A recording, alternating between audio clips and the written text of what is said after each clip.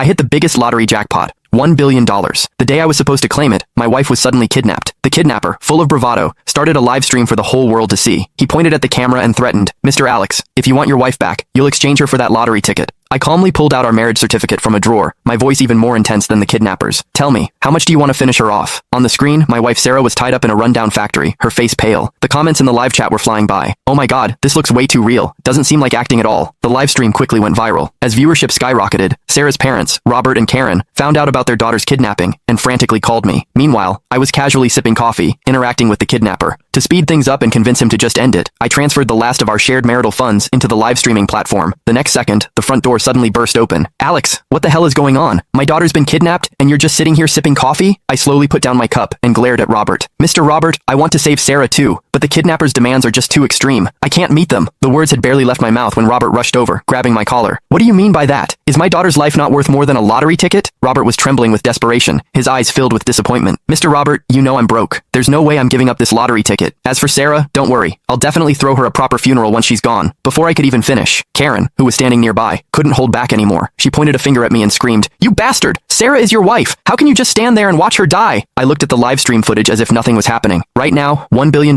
is definitely more important to me than your daughter's life. Just then, in the live stream, Sarah yelled my name at the screen. "Alex, I'm pregnant. If you don't want 2 lives lost, hand over that lottery ticket now." At her words, the comments exploded again. "What? They're kidnapping a pregnant woman? That's absolutely sick. Ugh, this poor woman. It's been so long, and her husband still hasn't done anything." Exactly. Money can be earned back, but if you lose your life, you really lose everything. As the live stream comments kept flooding in, the kidnapper grew visibly excited. He held up his phone with one hand, while the other grabbed Sarah's hair and forced her to the ground. A heart-wrenching scream for help immediately echoed through the video. "Honey, save me!" Sarah struggled to lift her head, her gaze fixed on the screen, tears still glistening in her eyes. The live stream audience was horrified by the scene, frantically pulling out their phones to call the police. Karen, seeing her daughter's miserable state on screen, stumbled and nearly fainted beside me. "Alex, did you hear that? My daughter is pregnant." I quirked an eyebrow. "So what if it's a kid? Once I claim my prize, countless women across the country will be lining up to have my babies." After a few more screams, the kidnapper's eyes were blazing red as he stared at the screen. "Mr. Alex, I'm giving you 1 hour to decide. Money or your wife and child." Mid-sentence, he suddenly grinned. "Oh, and I should warn you, I'm not a very patient man. Every 10 minutes, I'll chop off one of your wife's fingers until she bleeds to death." I sighed softly at my phone screen. "Don't bother with the fingers. Just go straight for the head. There's no way I'm giving you that lottery ticket. Forget about it." I turned to Robert and Karen. "I don't think you two need to worry too much. The police might have already located the kidnapper by now. Even though the live stream's IP address showed it was outside the country, the police might still find him." But Robert slammed his hand on the table. "Alex, everything you have now, you owe to our family. What right do you have not to save my daughter?" He wasn't wrong. The Roberts weren't super rich, but they were far better off than me, a guy who came from humble beginnings.